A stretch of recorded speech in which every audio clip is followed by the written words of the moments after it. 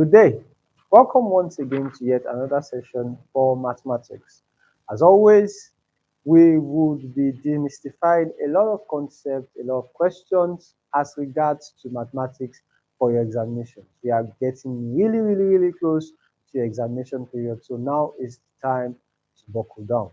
Now, over the last few sections, we have consistently looked at various questions from the past questions that revolve around a lot of topics that we can wrap our heads around. Today will be no different. For today, we'll be looking at questions of mathematics from the year 2020, 2021, and 2022. The goal is to pick as many topics as possible to show first and foremost the range of topics that you can have within Jamb, and two, to also use that as a means of refresher for all those topics. Do not forget, we have already discussed these topics individually in much detail. We have done this in our classes. If you probably missed those classes, do not worry. We have the recordings of those classes that were made to allow our students get back and watch over those recordings and get the knowledge from those classes. So make sure to send us a DM from wherever you're reaching us, whether it's YouTube, TikTok, or on WhatsApp, to make sure that you have access where necessary. So let's begin. First and foremost, as always, as we do it, we will be picking questions revolving from different topics. I will write the questions down and then we will solve. So for the first question we have, now the reason why I write these questions down is because of the differences that exist within the different versions of past questions that we have. However, this would not be a problem very soon once the application for your study part comes live. So let us continue. So we have to find T in terms of K, Q, and S if S is equal to 2R P, Q, T plus K. This is a question from 2020 if it matches that in your past question. And we have to make T sorry of the formula basically. So when we say find T in terms of K, Q, and S, they just say make T sorry of the formula. So the very first thing is I would want to open this bracket, right? So if I decide to open the bracket, I'll have S is equal to 2RPQT plus 2RK. Then, since T is the one I'm interested in, I would want to send this to the other side. So I would have S minus 2RK is equal to 2RPQT. Then I will divide through by 2RPQ to balance out. So that means that T will be equal to S minus 2RK divided by 2RPQ.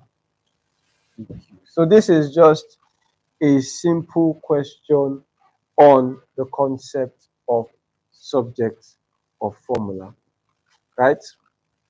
Now, let us look at yet another question. So this is just a subject of formula question, easy to deduce. Let us pick another question, of course, from another topic.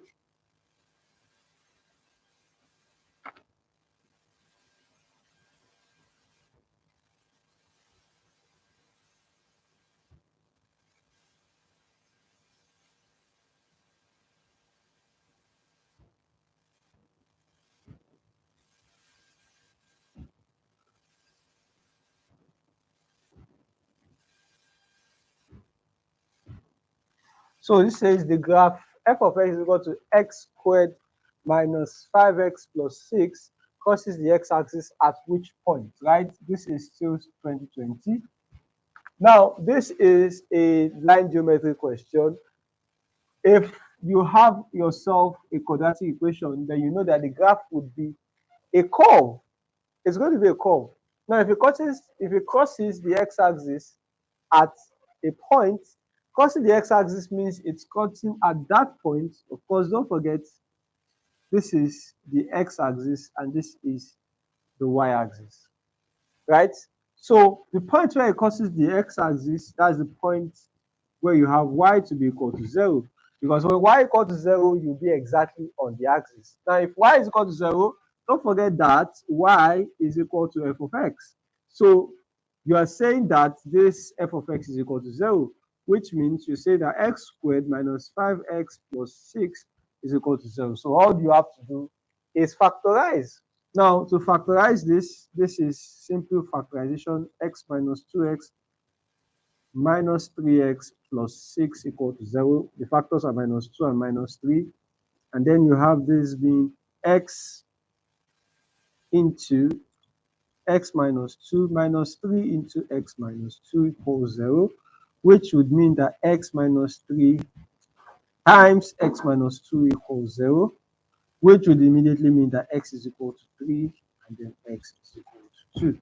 So the graph crosses the x-axis at the point 2, 0 and 3, 0 are the needed points. So at those 2 points, the graph will definitely cut the x-axis, because those are the points where y or f of x will be equal to 0. Let's move on to our next question. Now, in this case, Q3,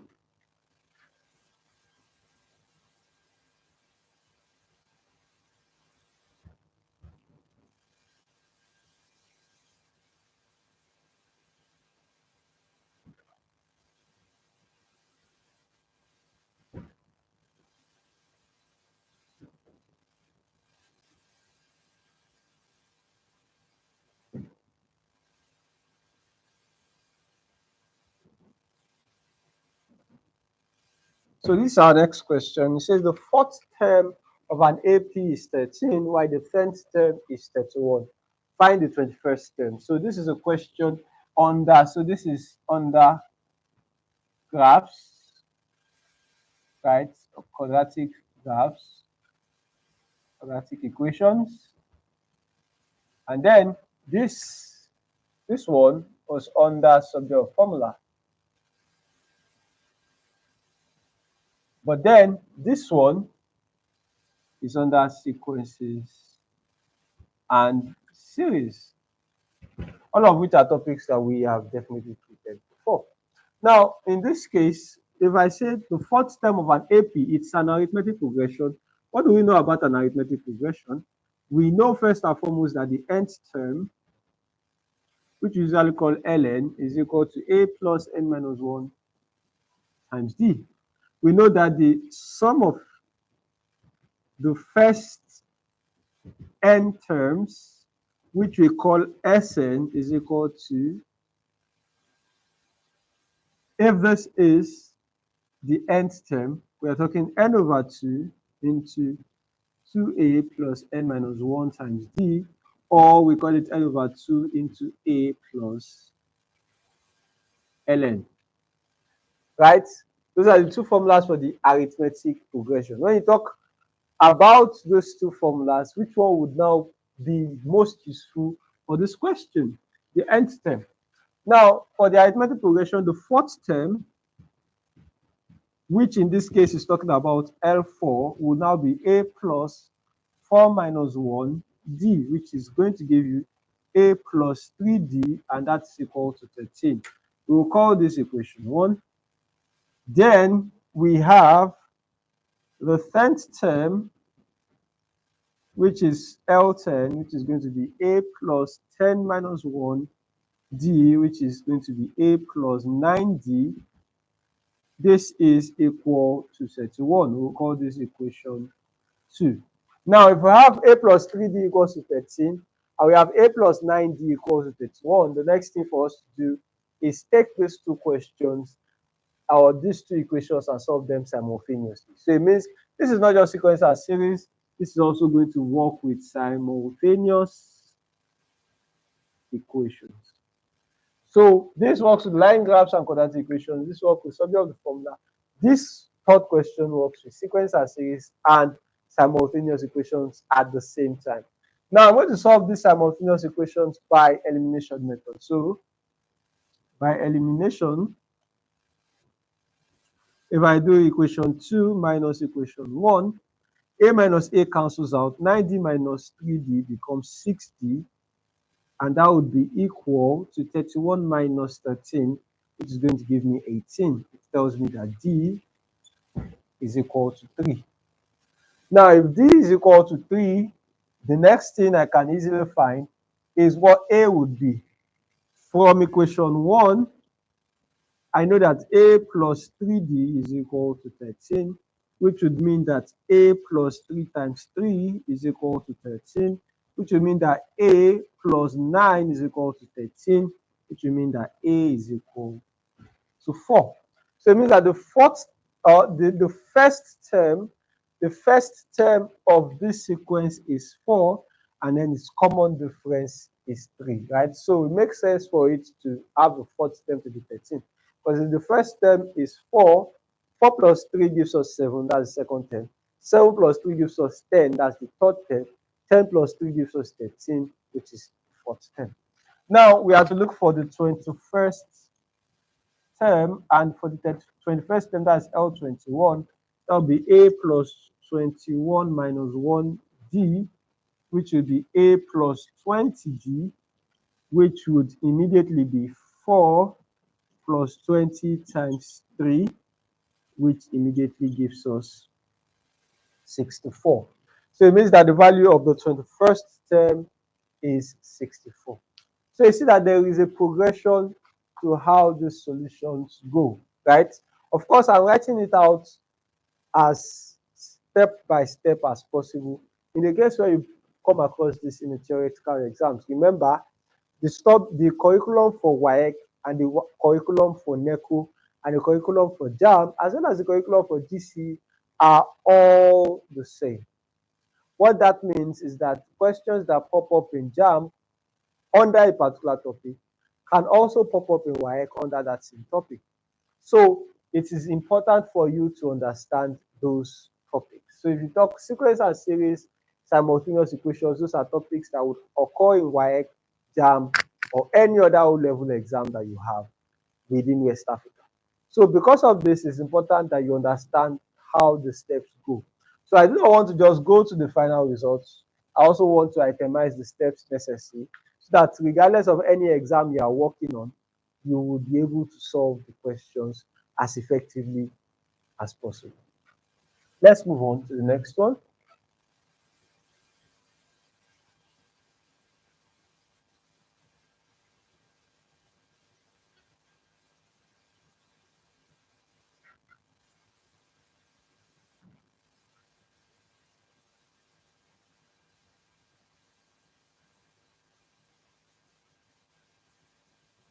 So for our next question, let us go to the fourth question today. This time around, we will go to the concept of partial fractions.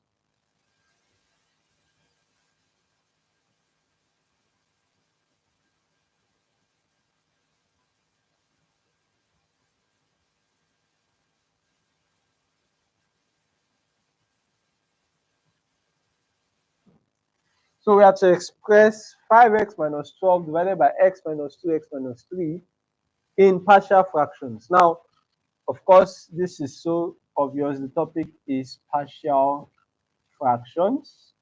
Now, for partial fractions, there are different ways in which you can solve partial fractions for different conditions. You have partial fractions of the copper fraction type, where the numerator is lesser than the denominator in terms of the highest power of the variable. Then you have partial fractions in the improper fraction type, where the highest power in the numerator is higher than the highest power in the denominator. Either case will lead you to different ways in which you itemize or express the partial fraction. In this case, this is the proper fraction case. So, and we have, of course, product of factors in the linear form. Now, if we have the product of factors in the linear form, in this case, I can express this partial fraction, or this, I can express this fraction in partial form as a over x minus 2 plus b over x minus 3. So the rule says if my denominator is already expressed, or I can express it as a product, and the product I can express it are products of linear factors, then I can take each linear factor under a variable a, b, c, d, and so on and so forth. And then my goal to complete the partial fraction is to calculate what the value of a, b is. So in this case, we will do just that. Now, don't forget, if we take the LCM here, the LCM will be x minus 2, x minus 3, and then up here, I will have a times x minus 3 plus b times x minus 2. Don't forget, this is still equal to 5x minus 12 divided by x minus 2 x minus 3. So immediately you see that if you cross multiply, the denominator will cancel. So you'll be left with 5x minus 12 is equal to a x minus 3 plus b x minus 2. Now there are two different distinct methods of proceeding when you are at this point in order to find the value of a and b. Now you can either decide to expand the right hand side, expand it, and then write out all your corresponding equations and solve them simultaneously, right? You can expand the right hand side, that is ax minus 3a plus bx minus 2b. Expand the right hand side, then compare it to the left hand side, and then correlate or take together whatever is common. So on the left hand side, you have a coefficient of x, and then you have a constant. So you pair the coefficient of x on the left hand side with the coefficient of x in the right hand side. That will give you an equation. And then you pair the coefficient of the you pair the constant on the left hand side with the constant in the right hand side. That would also give you an equation.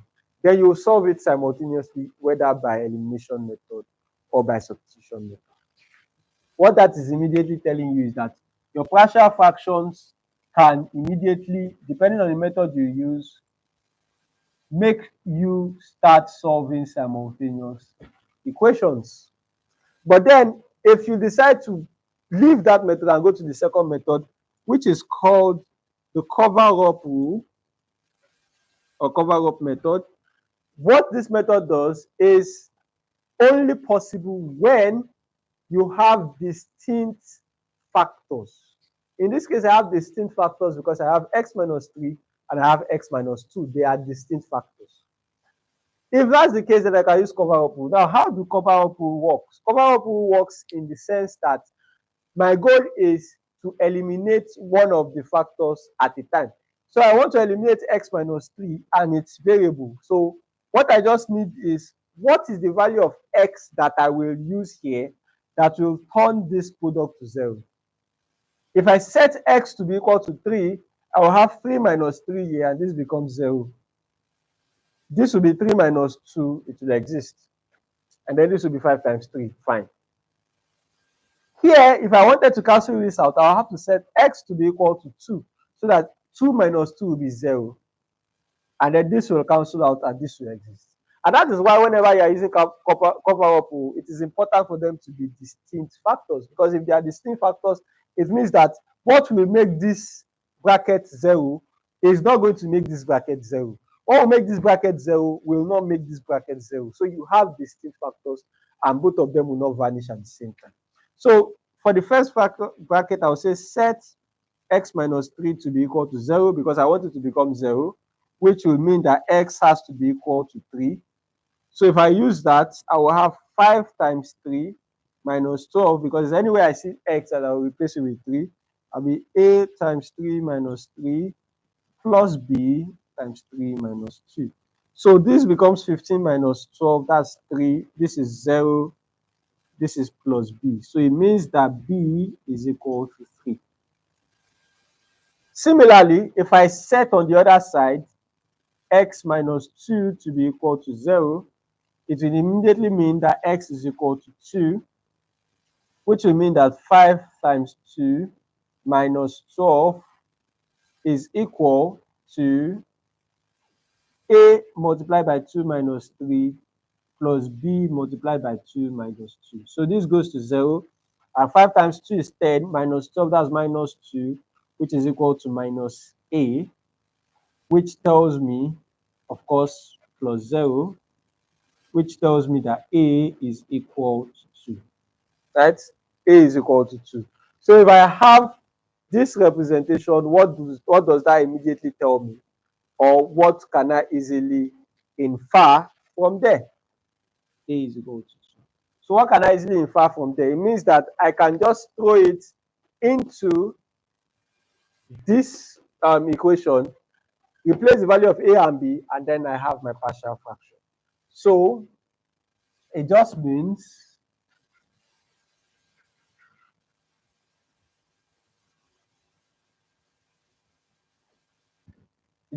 immediately that, so 5x minus 12 divided by x minus 2 times x minus 3 is equal to a, which is now 2 over x minus 2, plus b, which is going to be 3 over x minus 3. And this is my expressed value in partial fractions. So you see that the process is very, very simple. All you just have to do is first and foremost understand the way in which your denominator is written, express your denominator if they are product of linear distinct factors, linear, then express them separately, raised to their own variables or with their own variables as a denominator, and then find the value of that variable. So that's how you solve questions like this under partial fractions. So let us move on.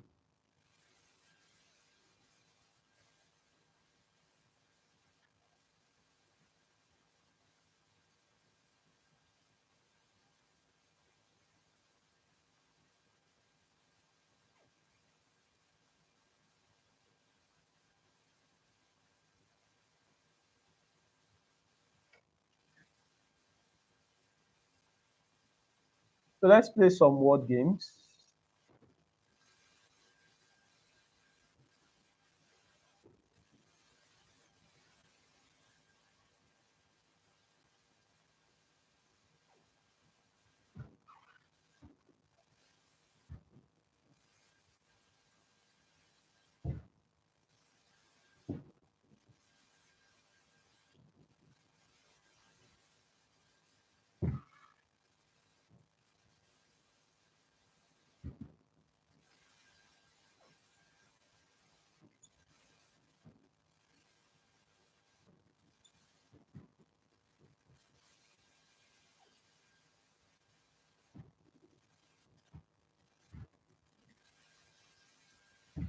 So the sum of two numbers is twice their difference. If the difference of the numbers is p, find the larger of the two numbers, right? So in this case, you have yourself yet again another simultaneous equation, but this time around it's a simultaneous equation and not an equation that leads you to a simultaneous equation. For instance, in this case, the sequence says led you to a simultaneous equation. In this case, the partial fraction could lead you to a simultaneous equation. But here, this is a question that is exactly a simultaneous equation. So let's see. The sum of two numbers, so let the two numbers be x and y.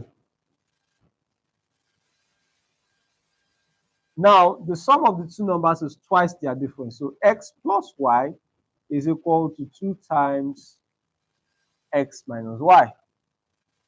Now, this is equation 1. Now, it says the difference of the numbers is p. So, this is equation 2. Find the larger of the two numbers, right? So, the difference between the numbers is the sum of the two numbers is twice the difference. Now, if the difference of the numbers is p, find the larger of the two numbers. So now, which one of them is greater than that? Of course, don't forget that the answer of x and y that you are going to be getting is going to be in terms of p, right? So that is the very first thing you have to look at. Now, if x minus y is equal to p and x plus y is equal to 2 times x minus y, combining these two simultaneous equations, you can easily bring a third equation that says x plus y is equal to 2p. Let's call this equation 3. That means replace x minus y by p. So you have x minus y is equal to p, and then x plus y is equal to 2p. Now, if I take equation 2 and 3, and I solve by elimination, what I will simply see, that if I add these two equations, that's equation 2 plus equation 3, I would see that 2x would be equal to 3p, right? Which would mean that x is equal to 3 over 2p. 3 over 2p. Now, if x is equal to 3 over 2p, since or from equation 2, I know that x minus y is equal to p, which would mean that by solving the formula, y is equal to x minus p. So, which would mean that y is equal to 3 over 2p minus p, which would give us 1 over 2p. So if this is the case, it immediately means that x is 3 over 2p, y is 1 over 2p. X is obviously going to be larger than y, because first and foremost, if you have these two cases and you are looking for the larger of the two numbers, and the sum of the numbers is twice the difference, if you add the two numbers and it is twice the difference, it means the sum is first and foremost greater than the difference. Now, why exactly is that important? Because if you do 2p, right, it means that 2p has to be greater than p regardless of whatever p is, right? Regardless of whatever p is. Now, if that's the case, 2p being greater than p means that 3 over 2p will also be greater than 1 over 2p, regardless, yet again, of what p is, right? Due to the concept that 2p is greater than p. What that immediately tells you, if you have not figured it out already, is that first and foremost, p cannot be a negative value, right? Unless that is expressly specified, right? So in this case, you're just going to have that x is 3 over 2p, and then y is 1 over 2p. So the larger of the two numbers is by extension x, right? So if there's any extra restrictions on the question, then of course the question will definitely be given to you. The rest of the question will be given to you in that regard. So let us move on. So this time around, let us take a question that breaks away from the topics we have looked at so far. We have looked at several of the formula. We have looked at sequence and series. We have looked at simultaneous equations. We've looked at partial fractions. We have also looked at lines, right, as well as quadratic equations. So let's look at something else that breaks away from that norm. So for our sixth question, let's go here.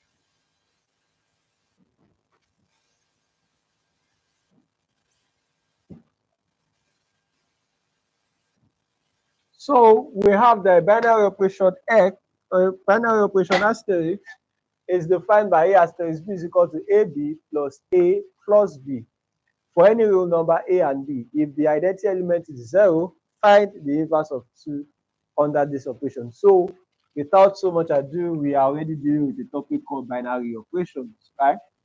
Binary operations. Now for binary operations, they are simply operations or symbols that are dependent on the basic arithmetic operations, plus, times, subtraction, and division, right? They are dependent on those operations. So I'm talking, if in this case the binary operation here is asterisk as the symbol, you'll see that the definition of asterisk is dependent on multiplication as well as addition, multiplication as well as addition.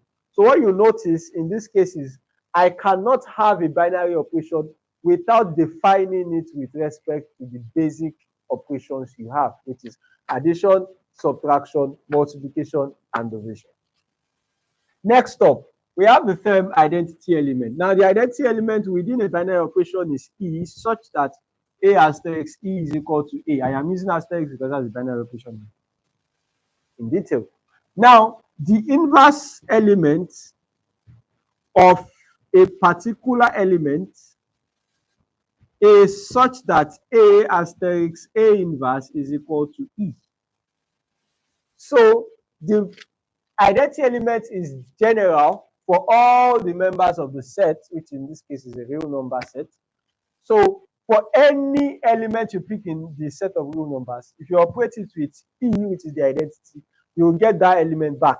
But then the inverse is specific for each element, which means that if I want to find the inverse of A, there is a specific A inverse of it, such that if I operate them together, I get the identity element. And that's why you see that the question said, find the inverse of 2, right? It had to specify the element in which you wanted you to find the inverse of. You cannot be said to just find the inverse. No, you have to be given a specific element in which you have to find the inverse of that element. So if that's the case, in this case, we are looking for the inverse of 2, the identity is 0, right? The element is 2. This is the operation. If I take 2 asterisk A inverse, which is the inverse of 2 in this case, I'm leaving that A inverse so that it looks different and you know that's what we are calculating. It's going to be 2 A inverse plus 2 plus A inverse. Order is important. If this is A asterisk B and A is being replaced by 2, then B is being replaced by A inverse, you follow that order here. Anywhere you see A, you replace with 2. Anywhere you see B, you replace with A inverse. Now, please, and please. This A inverse is just a symbol. Do not take it to mean indices where you have A inverse to be equal to 1 over A. Please and please, when you are dealing with inverse operation in binary operations, do not think of it as indices. It's just a symbolic representation. So you can decide to represent it somewhere, somehow else, if you feel like that is going to make it easier for you to not get confused. Now, this is by the definition of the question, but we also know that by the definition of the inverse, 2 asterisk A inverse is supposed to be E, which is 0. So if you now take this as equation 1, take this as equation 2, you see that this is still representing a simultaneous equation. Then you can, the left hand side is the same, so you can equate the right hand side. So that means that 2A inverse plus 2 plus A inverse is equal to 0. So I can make A inverse of the formula. 2A inverse plus A inverse adds up to give me 3A inverse plus 2 is equal to 0, which would mean that I will now have 3A inverse, which is equal to minus 2, which would mean that A inverse will be equal to minus 2 over 3. So what that means is that the inverse of 2 under that operation is in fact minus 2 over 3. You can decide to test it out. If I have 2 asterisk minus 2 over 3, that will be 2 times minus 2 over 3 plus 2 plus minus 2 over 3. This will give me minus 4 over 3 plus 2 minus 2 over 3. Minus 4 over 3 minus 2 over 3, adding them together is minus 6 over 3. That is minus 2. Minus 2 plus 2, that gives you 0, which is the identity element. So that tells you that it's in fact a balanced check. So the inverse of 2 under that operation is minus 2 over 3. I hope that is clear. As always, do not forget that you can always send in your questions. We have a dedicated group where our students are there and we can always answer your questions. The group is open to you so long as you're willing to register for a token, Right, so send a message to the admins so that they will direct you on the steps to do so before the period runs out. As always, you can also drop in questions into the chat. I will read it as much as possible.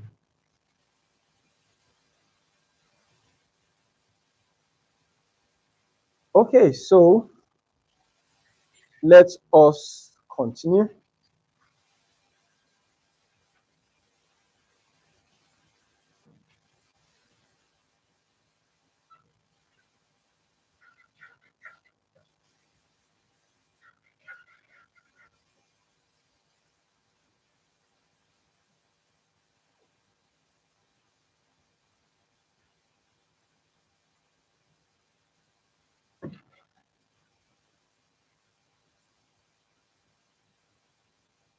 So let us take more questions, more questions. Uh,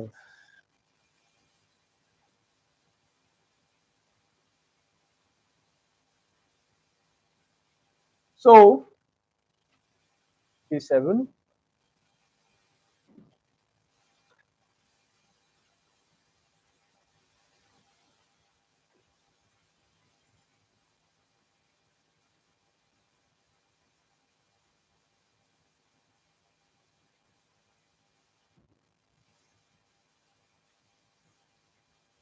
So if Q is equal to this 2 by 2 matrix, let's find the determinant of the matrix. Now, in this case, the determinant is pretty straightforward.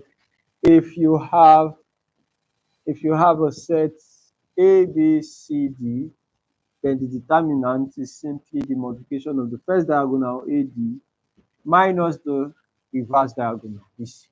So if you have Q, which is equal to 9 minus 2, 9 minus 2 minus 7 and 4, then the determinant will simply be 9 multiplied by 4 minus 2 multiplied by minus 7. So this gives you 36 minus 14, which leaves you with 22, right? It leaves you with 22. So this gives you the determinant, very, very straightforward, right? Nothing so much to do with. Now,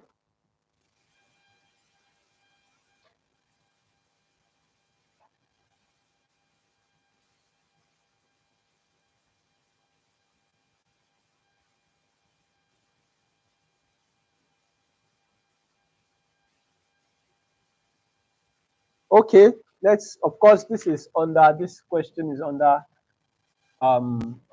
matrices and determinants.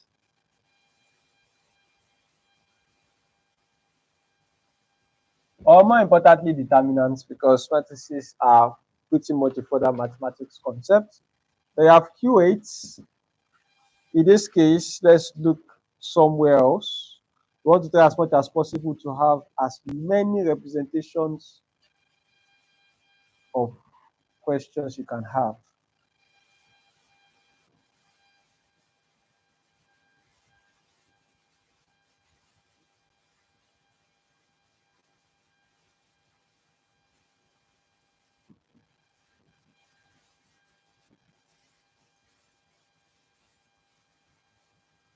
So now you have that. In how many ways can 9 people be seated if 3 chairs are available? Now you have yourself a question under the concept of permutations and, of course, combinations. Now, what is permutation? Permutations simply talk about the concept of arrangement, while combinations talk about the concept of selections. So when you hear combination questions, you're talking about in how many ways can I select a member of a 3-man committee out of 10 people? And how many ways can I select the best students out of the class? Those are selections. But in this case, you have in how many ways can 9 people be seated if each chairs are available? This is an arrangement problem. So I have an event, I have 3 chairs, I have 9 people. How many ways can I seat them? And then how many options do I have basically? So that's an arrangement problem. So that's a permutation question. So in this case, don't forget that permutation tells you that n permutation r is equal to n factorial divided by n minus r factorial, while combination tells you n combination r is divided by n factorial divided by n minus r factorial r factorial. Now, in this case, I'm clearly interested in the permutation question. So I'll have that 9 permutation 3, which is 9 people seated in 3 spaces. That gives me 9 factorial 9 minus 3 factorial, which is going to be 9 factorial divided by 6 factorial, which is going to be 9 times 8 times 7 times 6 factorial divided by 6 factorial. So 6 factorial cancels, and I have myself 9 times 56, right? Because 8 times 7 is definitely 56, and then 9 times 56 would give me my final result. So 9 times 50 is 450, and then 9 times 6 is 54. So 450 plus 54, that's going to give me 504 ways. So in exactly 504 ways, I would have all the possible combinations. I'll have all the possible permutations in which I can arrange those people, right? In which I can arrange those people. So that simply answers our biggest question. But then permutations and combinations are so interesting. So let us quickly just get another question under it so that it drives home how much syntax you can have whenever you're solving it, right? So in this case, I have that, that's Q9.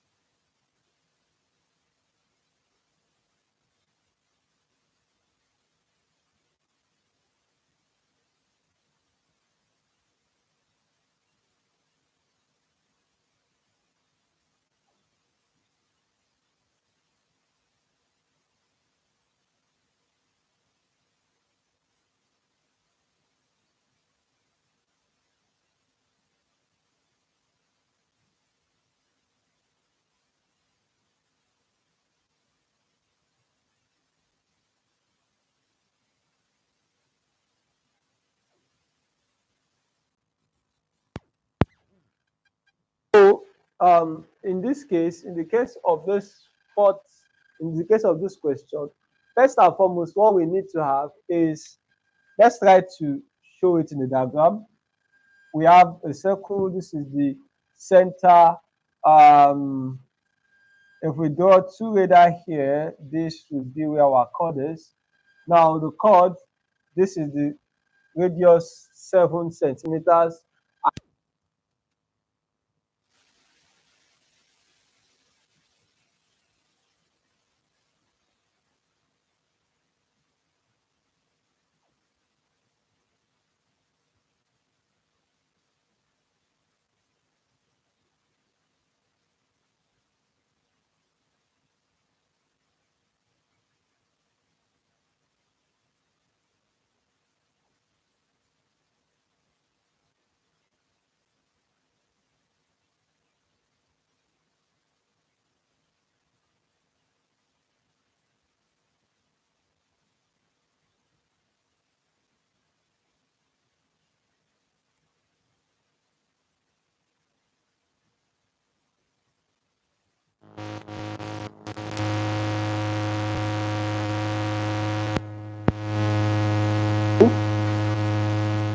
In this case, we would have that.